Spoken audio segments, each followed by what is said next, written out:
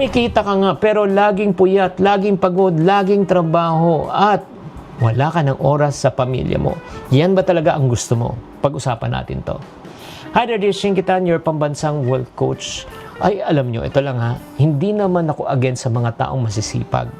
Pero kailangan lang tanungin mo sarili mo, kung yan ba talagang ultimate goal mo, aanhin mo ang dami mong ika nga kita, pero kung wala ka namang oras sa iyong pamilya.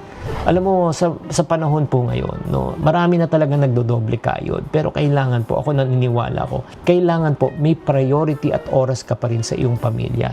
Diba? Bakit? Ako naniniwala po kayo, don't know if you agree, no amount of success in your career can compensate for failure in the family. At the first place, ba't ba tayo kumikita? Diba? Para sa pamilya. Pero yung pinagtatrabahon mo, siya pa ang mawawala. Bakit pa? Kaya para maprotektahan po natin yung ating pagbabalanse po, unang kailangan natin gawin, mga kabudgetarian, set boundaries. Hindi pwedeng 24/7, Monday to Sunday ang trabaho. Mag-set ka ng work hours, rest hours, family time. And family time for them, when you talk about quality time to a family, quality time is spelled as quantity time. O mas maganda kung mas marami kang oras.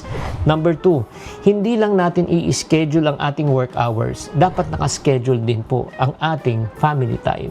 Opo, para sa akin po, napakahalaga na gabi-gabi, ako ay kasama ko ang aking pamilya. Kaya kung ako ay pumupunta ng probinsya, Davao, Cebu, fly in, fly out ko yan. Kasi I make sure, pagdating po ng gabi, magkasama po kami, nagpe-pray at nag-uusap. Pangatlo, learn how to say no. Hindi lahat ng opportunity tatanggapin. Bakit? Kapag overloaded ka na, nako, baka makalimutan mo na yung birthday, anniversary ng asawa nyo. Nako, malaking gulo yan. Marunong ka na ba't tumanggi? Protect your time.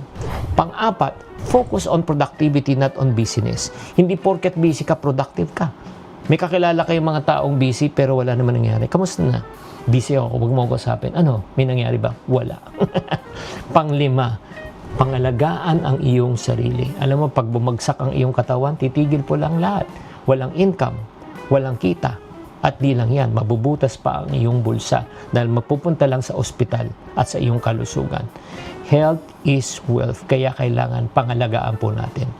Ang goal po natin hindi lang po kumita. Ang goal po natin magkaroon po ng buhay.